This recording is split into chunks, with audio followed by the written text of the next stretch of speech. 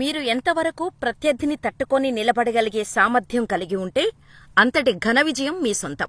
మీరు ప్రత్యర్థిని అతి తక్కువ కాలం మాత్రమే తట్టుకొని నిలిచే సామర్థ్యం కలిగి ఉంటే మీరు దాదాపు ఓటమి అంచుల్లో ఉన్నట్టే లెక్క. ప్రస్తుతం పాకిస్తాన్ ప్రస్తుత పరిస్థితి కూడా సరిగ్గా ఇలాగే ఉందట.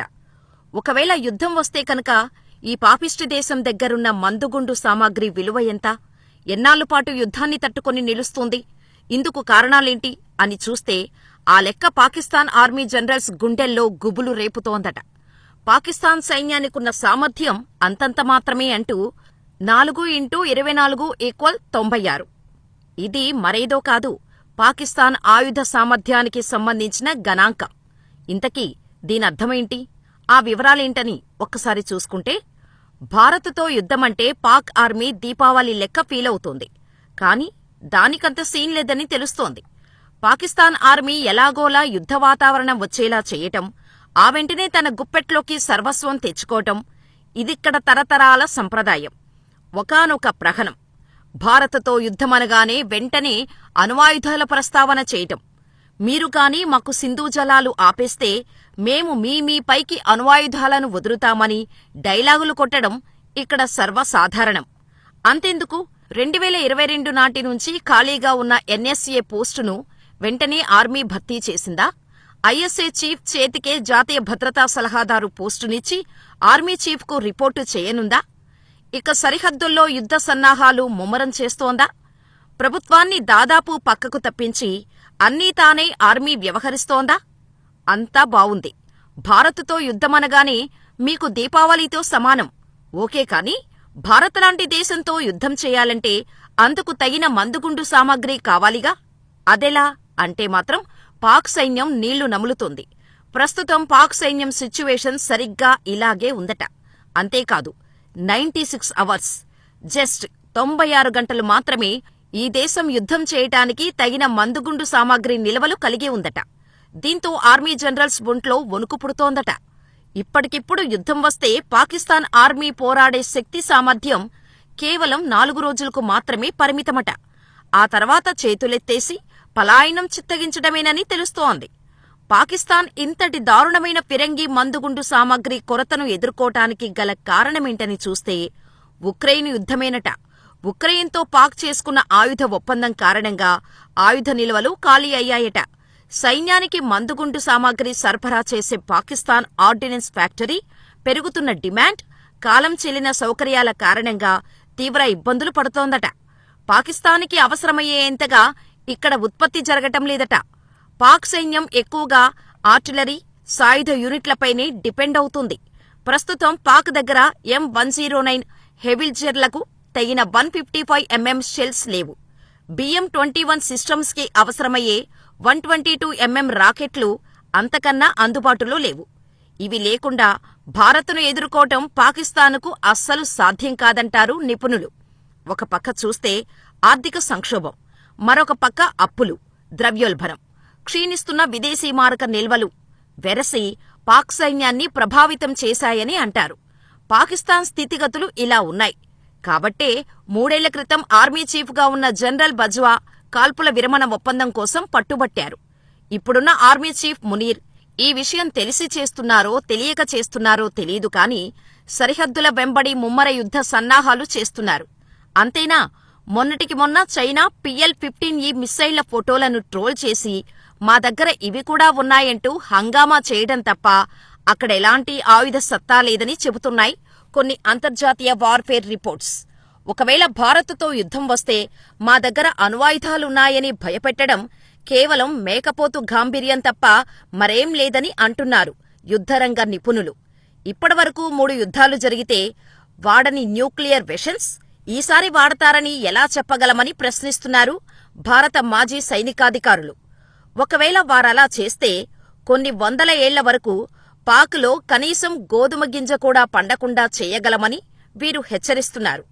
ఇదిలా ఉంటే ఉగ్రవాదాన్ని అడ్డుపెట్టుకుని పాకిస్తాన్లో ఒక రాజకీయ అలజడి సృష్టించటానికి ఆర్మీ ఆడే యుద్ధనాటకం తప్ప ఇందులో పాకిస్తాన్ సైన్యానికున్న సామర్థ్యం అంతంత మాత్రమేనంటారు నిపుణులు.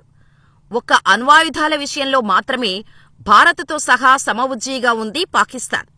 మిగిలిన విషయాలన్నిటిలోనూ పాకిస్తాన్ కన్నా భారతే టాప్ పొజిషన్లో ఉంది. ఇక గ్లోబల్ ఫైర్ పవర్ ర్యాంకింగ్ ప్రకారం భారత సాయుధ దళాల సామర్థ్యం ప్రపంచంలోనే 4వ స్థానంలో ఉంది. జీఈపీ వార్షిక సమీక్ష ప్రకారం చూస్తే 145 దేశాల్లో పాకిస్తాన్ 12వ స్థానంలో ఉంది. ఇక ఆయా దేశాల సైనిక శక్తి స్థాయిలను విభజించే మరో సర్వే ప్రకారం చూస్తే భారత్ టైర్ 2 దేశాల్లో ఉండగా పాక్ టైర్ 3 మిలిటరీ పవర్గా మాత్రమే ఉంది. ఒక దేశపు సైనిక శక్తి సామర్థ్యం ఆ దేశపు సైనిక వ్యయం మీద ఆధారపడి ఉంటుందంటారు నిపుణులు. డాన్ పత్రిక తాజా రిపోర్టు ప్రకారం భారత్ పాకిస్తాన్ కంటే 10 మెట్లు పైనే ఉన్నట్టు తెలుస్తోంది. 2025 కేంద్ర బడ్జెట్లో రక్షణ రంగానికి 6.8 లక్షల కోట్లు, సైనిక ఆధునీకరణ కోసం 1.8 లక్షల కోట్లు కేటాయించింది భారత్. ఇది భారత జీడీపీలో 1.9%, కేంద్ర బడ్జెట్లో 13.45%గా ఉంది. ఇదే పాకిస్తాన్ తన సైన్యం కోసం వెచ్చిస్తున్న మొత్తం ఆ దేశ జీడీపీలో 1.7% మాత్రమే ఉన్నట్టు చెబుతోంది డాన్ న్యూస్ రిపోర్ట్. 2024లో భారత్ చేసిన సైనిక వ్యయం పాకిస్తాన్ కంటే సుమారు 9 రెట్లు ఎక్కువగా తెలుస్తోంది.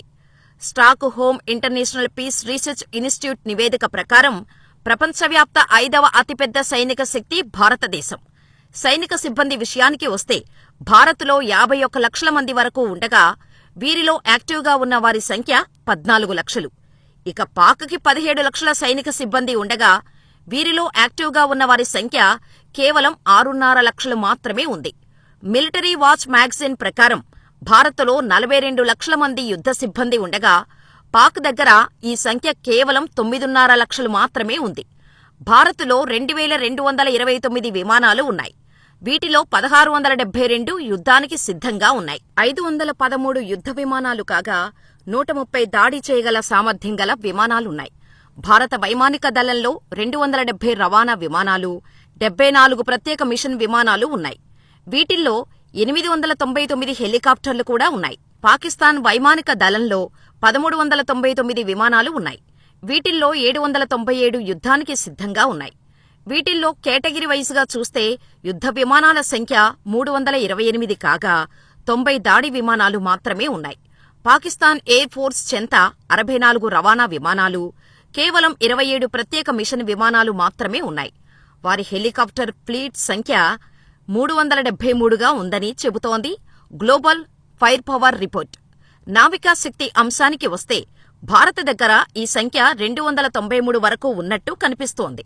వీటిల్లో 2 విమానవాహక నౌకలు, 13 డెస్ట్రాయర్లు, 14 ఫ్రిగేట్లు, 14 కార్వెట్లు, 135 గస్తీ నౌకలు, 18 జలాంతర్గాములను కలిగి ఉంది. ఇక పాకిస్తాన్ నౌకా శక్తి సంఖ్య 121 మాత్రమే. వీటిల్లో 9 ఫ్రిగేట్లు, 69 పెట్రోల్ నౌకలు, 9 కార్వెట్లు, 8 జలాంతర్గాములు, 3 మైన్ వార్ఫేర్ నౌకలు ఉన్నాయని చెబుతోంది జీఎఫ్పీ రిపోర్ట్.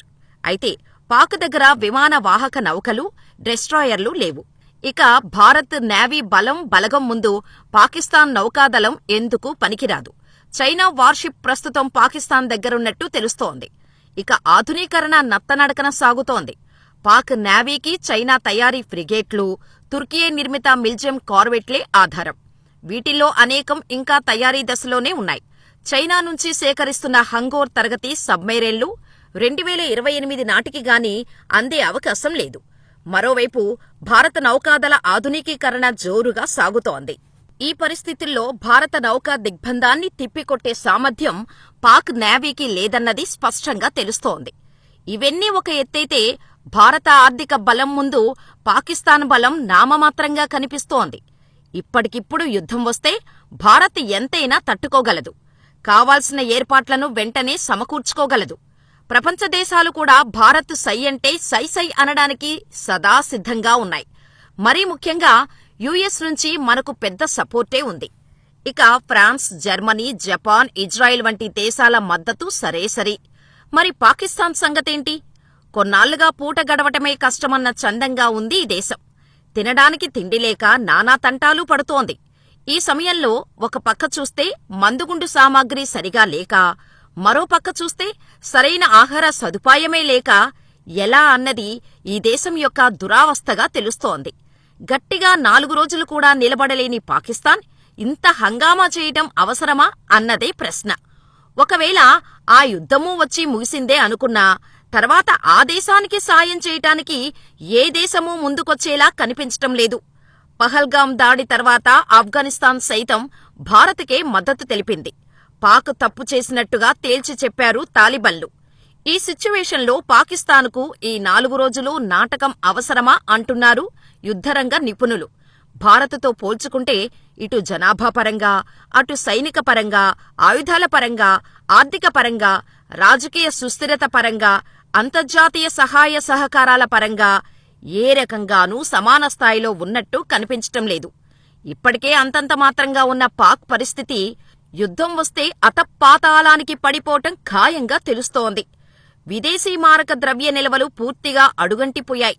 రోజు గడవాలంటేనే అంతర్జాతీయ సంస్థల ముందు చేతులు చాచాల్సిన దుస్థితి. కాబట్టి ఫైనల్గా ఇటు ఆర్థికంగానే కాదు, అటు అంతర్గతంగా అనేక రాజకీయ వేర్పాటువాద సవాళ్లు కాచుకుని ఉన్నాయి. మరొక పక్క చూస్తే ప్రభుత్వం సైన్యం మధ్య సఖ్యత లేదు. ఇరుపక్షాల మధ్య ఆధిపత్య పోరు నడుస్తోంది. భారత్తో యుద్ధమంటే పాకిస్తాన్ పూర్తిగా నష్టపోయే పరిస్థితి కనిపిస్తోంది. ఇన్నేసి సవాళ్ల మధ్య పాకిస్తాన్ ఇటు గన్ను తీసి అటు పెట్టగలదా అన్న ప్రశ్న అణు విస్ఫోటనమంత శబ్దం చేస్తోంది. మరి మీరేమంటారు? ఇండియాని ఓడించే దమ్ము పాకిస్తాన్కి ఉందా లేదా?